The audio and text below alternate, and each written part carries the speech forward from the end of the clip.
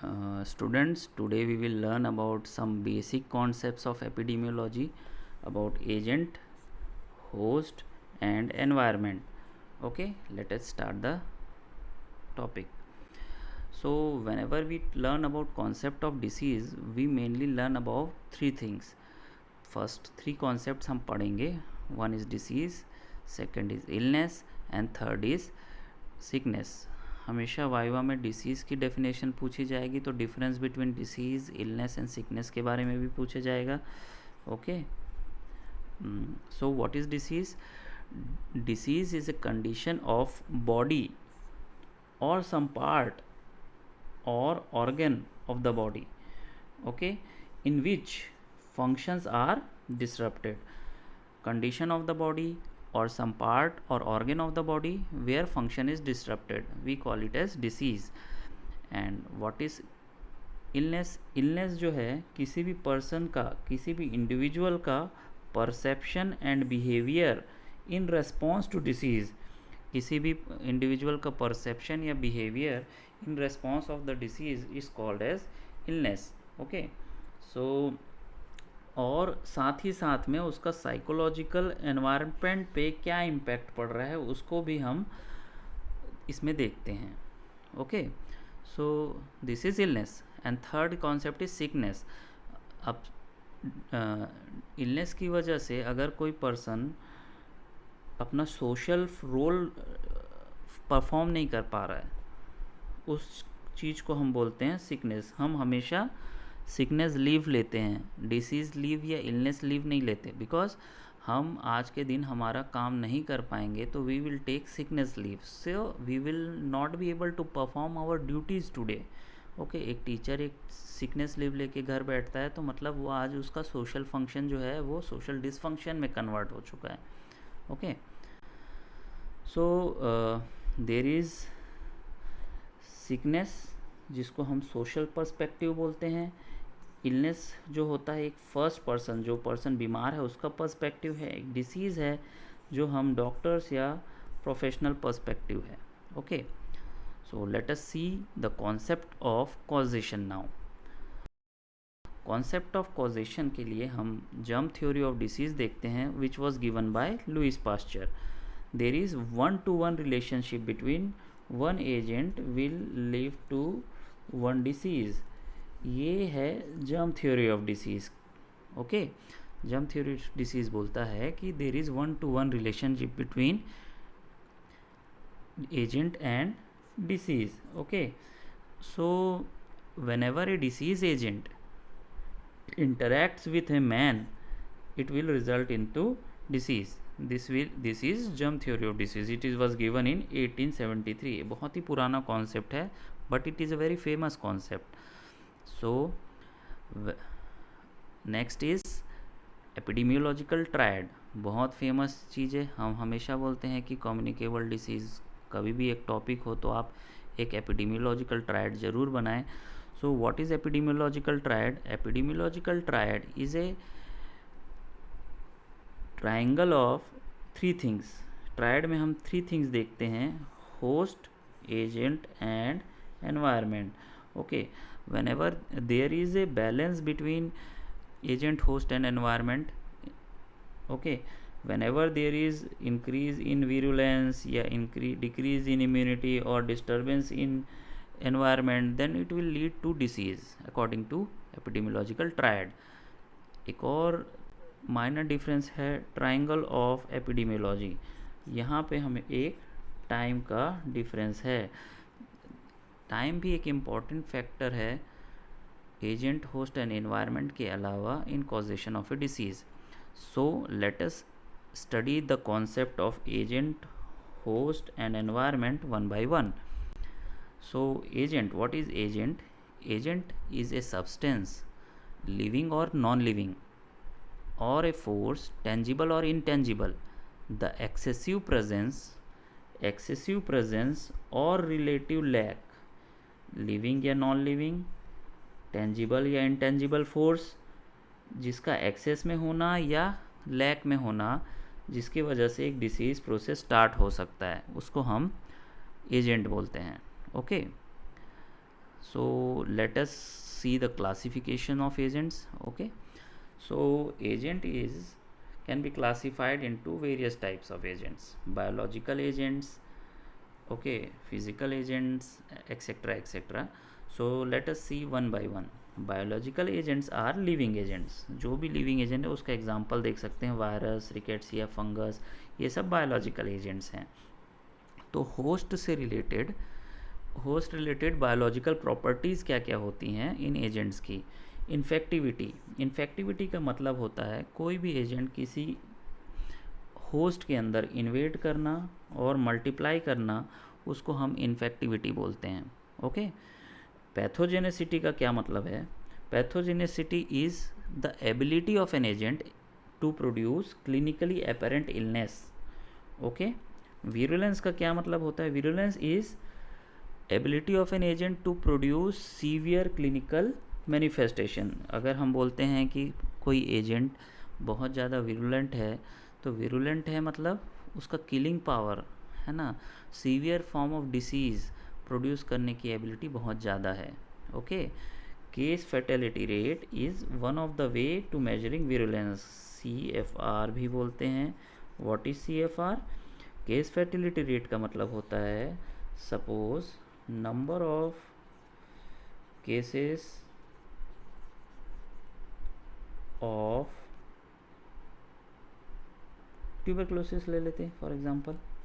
Okay. Tuberculosis. So जितने भी tuberculosis के केस हुए, number of cases of any particular disease, और न्यूमरेटर में आ जाएगा number of deaths.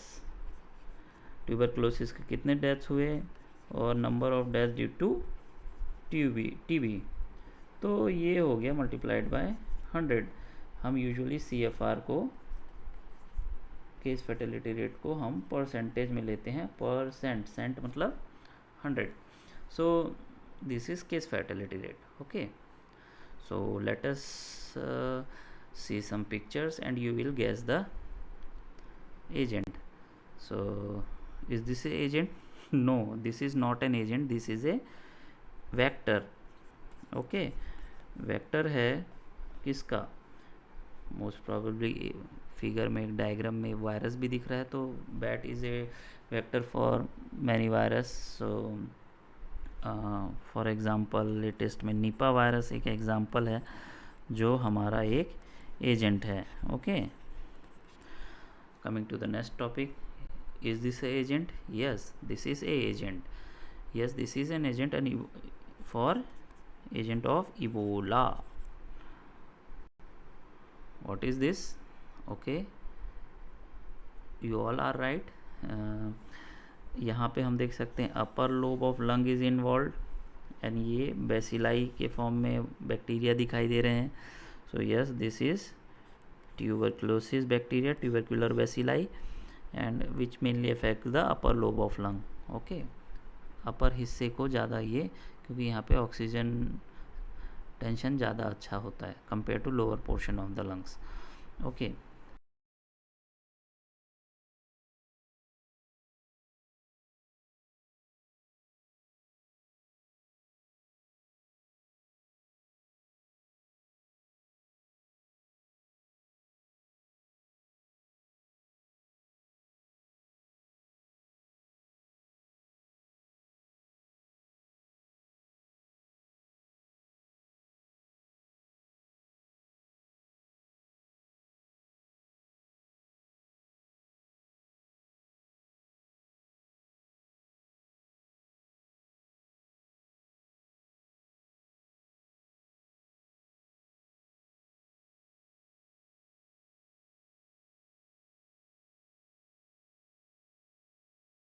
Nutritional agents. Nutritional में भी आपको पता है एक्सेस ऑफ फैट या relative lack of which, excess of vitamin और relative lack of which can lead to protein, fat, carbohydrate. ये सब एक्सेस या relative lack of which can cause diseases. Okay. For example protein के deficiency से protein energy malnutrition, anaemia. Goitre एक nutritional disease है. Iodine deficiency से, access of fat से obesity हो सकता है. Okay. So let us see some pictures. So what is this?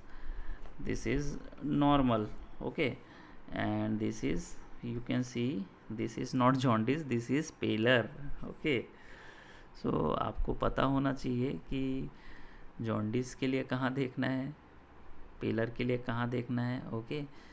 So this is pallor and this is the, आपको यहाँ पे जॉन्डिस नहीं बोलना है, आपको कंपैरिजन में आपको नॉर्मल हैंड दिखाया तो this is anemia, okay. What is this? Obesity. Obesity is body mass index कितने से ज़्यादा, yes, above 30 is obesity. Obesity is above 30 और equal to 30, okay. Overweight is, overweight किसको बोलते हैं हम लोग, 25 से 29.9 को हम kg पर मीटर स्क्वायर को हम ओवरवेट बोलते हैं, okay. See example of kwashiorkor and marasmus और also the example of PEM, protein energy malnutrition के दो एग्जाम्पल्स हैं, क्वार्शियोरकर और मेरास्मस. PEM अपने आप में एक वेरी इंपॉर्टेंट टॉपिक है. Difference between kwashiorkor and marasmus एक इम्पॉर्टेंट टॉपिक है. What is this? Again this is a nutritional deficiency disorder which is known as goitre. आपके लिए एक क्वेश्चन है, जब ग्वाइटर का विच ग्रेड ऑफ ग्वाइटर है ये, ओके. हम बाहर से देख रहे हैं तो ही हमको एनलार्जमेंट ऑफ थायराइड ग्लैंड दिखाई दे रहा है in this scenario. Iodine deficiency से होता है, तो which grade of goitre is this, ठीक है, okay. What is this? This is caused due to deficiency of vitamin A. This can come as a spotters as well, okay. ये question spotters भी आ सकते हैं, इम्पॉर्टेंट है उस point of view से. तो डेफिशिएंसी से होता है. सो whenever this questions comes, which agent is responsible? Agent हमारा यहाँ पे विटामिन ए डेफिशिएंसी की वजह से, और विटामिन ए है. these what are these? these are Bitot's spot, ठीक है. और व्हाट क्वेश्चंस इज आस्क्ड, क्या क्वेश्चन क्या पूछा जाता है ना. यूजुअली वाइवा में या स्पॉटर्स में आपसे क्वेश्चन ये पूछा जाएगा कि therapeutic dose of vitamin A, है ना. आप हमेशा वो 2 lakhs international unit every 6 months देते हैं. ये prophylactic dose of vitamin A deficiency वो बता देते हैं. यहाँ पे थेराप्यूटिक डोज आपको बताना है, okay. So let us come to the physical agents. Physical agents या आप देख सकते हैं यहाँ पे पेशेंट हीट एग्जॉशन में है ना. तो एक्सपोजर टू एक्सेसिव हीट या कोल्ड या ह्यूमिडिटी या pressure, radiation, electricity, sound etcetera में लीड टू, ये सारे फिजिकल एजेंट्स हैं, ओके. केमिकल एजेंट्स हमारे बॉडी के अंदर, इन द बॉडी अगर कोई केमिकल प्रोड्यूस हो रहा है तो अगर वो हमको हार्म करता है तो उसको एंडोजीनस एजेंट्स कहते हैं. For example excess of urea, serum bilirubin बढ़ जाता है तो जॉन्डिस हो जाता है ना. एक्सेस ऑफ यूरिया को यूरेमिया बोलते हैं. कीटोसिस हो जाता है अगर कीटोन बढ़ जाता है. तो ऐसे ही uric acid, gout, calcium carbonate के बढ़ जाने से किडनी स्टोन होता है. ये कुछ एग्जांपल हैं. एंडोजीनस केमिकल्स भी हम एज ए डिसीज एजेंट काम कर सकते हैं. Yes, jaundice. What is this? Okay, so can anyone guess? This you can see edema in the legs.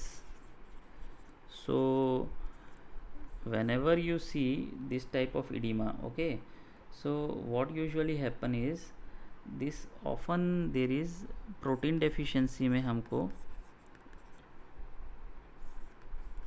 ईडिमा देखने को मिल सकता है लेग का, ओके. यूजुअली यूनिलैटरल नहीं होता है, but many times protein deficiency में लेग में edema, lower portion of leg में ईडिमा देखने को मिल सकता है. Okay, after ruling out the cardiac cause. Okay, you have always to rule out the cardiac cause. Exogenous chemicals. Okay, for example allergens ले लीजिए, हैवी मेटल्स के बहुत सारे पॉइजनिंग या डिसीजेज होते हैं, ये सब चीज़ें. ठीक है, सो व्हाट इज़ दिस. ठीक है ना, आप हम ये पढ़ते हैं. सो दिस इज़ लेड की एक्सेस से जो होता है. ओके, हमारे गम्स में black linings. Okay, so this is the Burton's line from chronic lead intoxication. Chronic lead intoxication से बर्टन्स लाइन जो होता है, ये स्पॉटर्स भी काफ़ी ज़्यादा आता है. ठीक है, ऑर्गेनोफॉस्फेट से पॉइजनिंग हो सकता है. So what are the mechanical agents. Okay, किसी भी बड़े इंस्ट्रूमेंट से क्रशिंग, टीयरिंग, स्प्रेन, डिसलोकेशन या इवन डेथ हो सकता है. तो mechanical force can also act as agents. ठीक है, सो हम एजेंट्स के 5 टाइप की चीज़ें देखें: biological, physical, chemical, mechanical. So अब let us now see host factors. Host factors क्या क्या होते हैं. ओके, तो host factors can be intrinsic और extrinsic.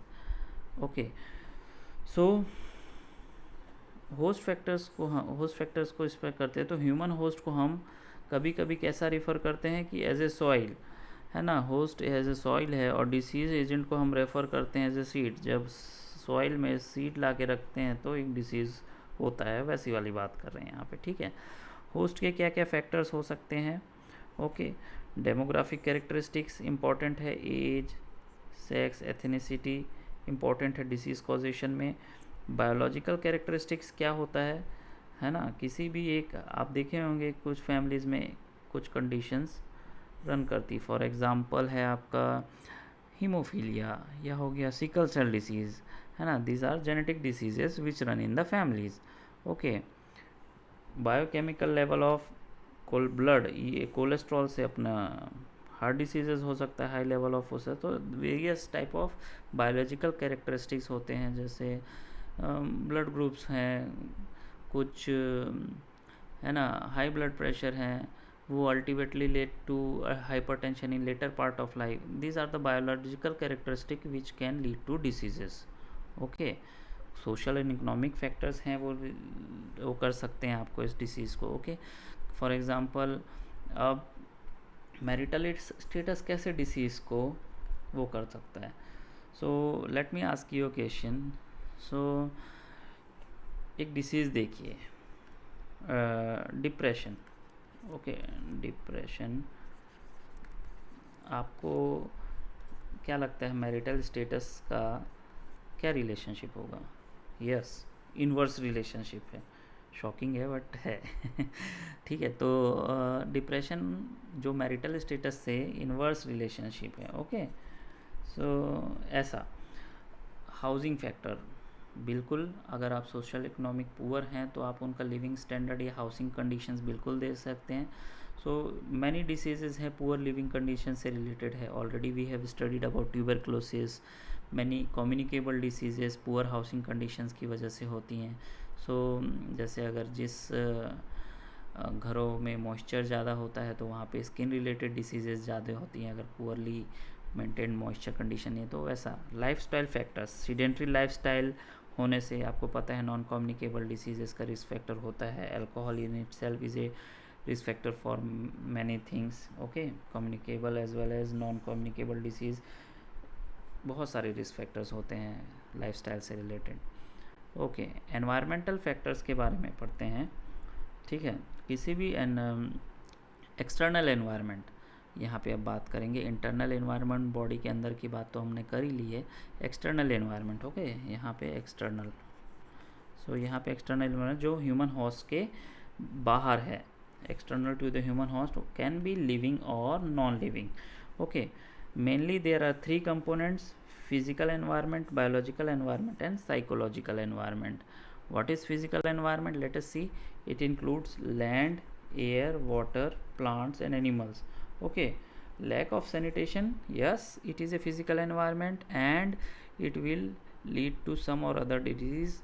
Okay, what is biological environment? अब ऑलरेडी हम बायोलॉजिकल एजेंट्स के बारे में ऑलरेडी पढ़ चुके हैं. ये एक्सटर्नल बायोलॉजिकल एजेंट एक एनवायरनमेंट का पार्ट होता है. ओके, जैसे फॉर एग्जांपल ले लो कि भाई एनवायरनमेंट, बायोलॉजिकल एनवायरनमेंट क्या है.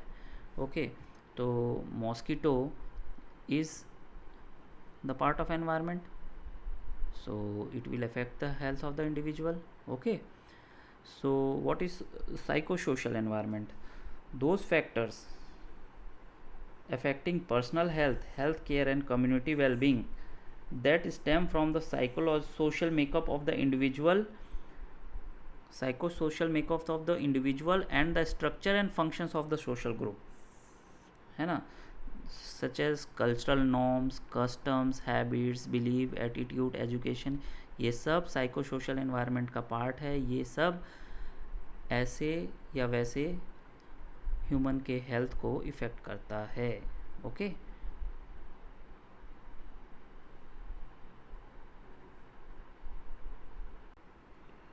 so one of the most important cause short note as well as important concept भी है. So what is multifactorial causation? What is the difference between multifactorial causation and germ theory of disease? हमने पढ़ा था कि multifactorial causation germ theory of disease बोलती है कि there is one agent which will lead to one disease, है ना. तो this was germ theory of disease. Multifactorial causation क्या बोलता है कि many factors are responsible. Okay, many factor are responsible for causation of a disease. Okay, कोई एक factor responsible नहीं होता है. Many factors they interact with each other and it will lead to a disease. Okay, it was given by Pittenkoffer and Munich. All diseases cannot be explained. सभी diseases को हम ऐसे नहीं बता सकते कि भाई स्मोकिंग करने से ही लंग कैंसर हुआ. जिसको स्मोक नहीं करता उसको भी तो लंग कैंसर हो रहा है, तो कैसे एक्सप्लेन करोगे? या तो हमेशा ये जो मल्टीफैक्टोरियल कॉजेशन होता है ना, ये एक्सप्लेन करता है कि कैसे कैसे ये नॉन कम्युनिकेबल डिसीज़ेस से रिलेटेड है मेनली, है ना. तो कैसे ये एक नॉन कम्युनिकेबल डिसीज़ होता है. ओके, सो फॉर एग्ज़ाम्पल क्या हम डिसीज़ को आइसोलेशन, डायबिटीज़ को आइसोलेशन से ठीक कर सकते हैं, है ना. मतलब नहीं, एक आदमी से दूसरे को डायबिटीज़ तो होगा नहीं, है ना. तो what are the factors which will lead to diabetes? क्या एक्सेस शुगर खाने से बस डायबिटीज़ होता है? क्या फैमिलीज़ में रन करता है डायबिटीज़? जिसके फादर को है अक्सर उसके बच्चों को भी है. यस, तो बहुत सारे फैक्टर्स हैं जो एक नॉन कम्युनिकेबल डिसीज़ के होने को डिफ़ाइन करती है. कोई एक सिंगल फैक्टर कभी भी नहीं होता नॉन कम्युनिकेबल डिसीज़ेस के लिए मेनली. तो मल्टीफैक्टोरियल, इतना डिस्कशन के बाद इतना तो समझ आ गया होगा कि भाई multifactorial causation is mainly for NCDs. Okay, NCDs non communicable disease. So हम नॉन कम्युनिकेबल, हम जब पिछला एजेंट, होस्ट एंड एनवायरनमेंट पढ़ रहे थे तो हम एजेंट, होस्ट एंड एनवायरनमेंट देख रहे थे. सो मल्टीफैक्टोरियल कॉजेशन में हम बहुत सारी चीज़ें पढ़ते हैं. फॉर एजेंट की जगह पे हम पॉजिटिव फैक्टर्स, रिस्क फैक्टर्स या एनवायरमेंटल फैक्टर्स पढ़ते हैं. ओके, टाइम के जगह पे टाइम कैरेक्टरिस्टिक देखते हैं, incubation period, length of disease, trends and cycles देखते हैं, over the period of time क्या हो रहा है नहीं हो रहा है वो देखते हैं. होस्ट की जगह पे हम देखते हैं कि किसी पर्सन की कैरेक्टरिस्टिक्स क्या है, इसमें एक जेनेटिक फैक्टर भी आ जाता है. ग्रुप या पॉपुलेशन डेमोग्राफिक्स भी देखते हैं. एनवायरनमेंट की जगह पे प्लेस देखते हैं, biological, physical and psychosocial environment देखते हैं. तो सिर्फ 1-to-1 रिलेशनशिप नहीं है, बहुत सारे फैक्टर्स हैं इन एजेंट के अंदर, होस्ट के अंदर, टाइम के अंदर, एनवायरनमेंट के अंदर, जो आपस में इंटरेक्ट करते हैं फिर जाके किसी को एक डिसीज़ होता है.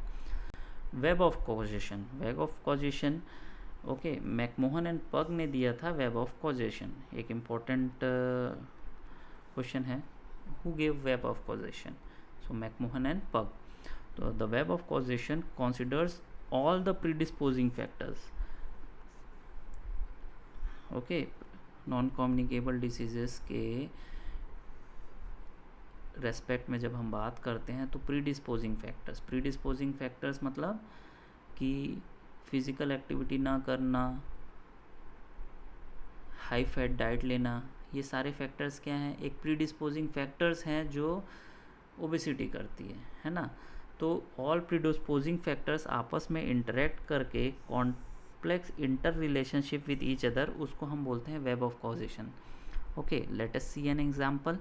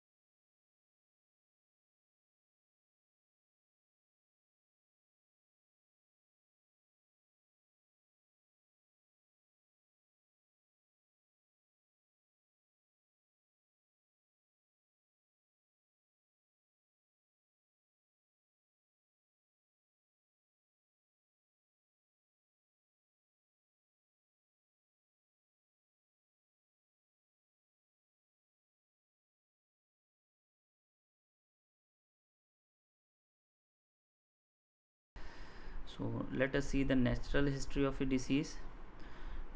नेचुरल हिस्ट्री ऑफ डिसीज़ क्या बोलता है कि over the period of time, जब भी स्टेज ऑफ ससेप्टिबिलिटी जब चल रही होती है, कोई भी होस्ट जब ससेप्टिबल है तो एक एक्सपोजर होता है. ओके, सम पैथोलॉजिकल चेंजेस आने लगते हैं.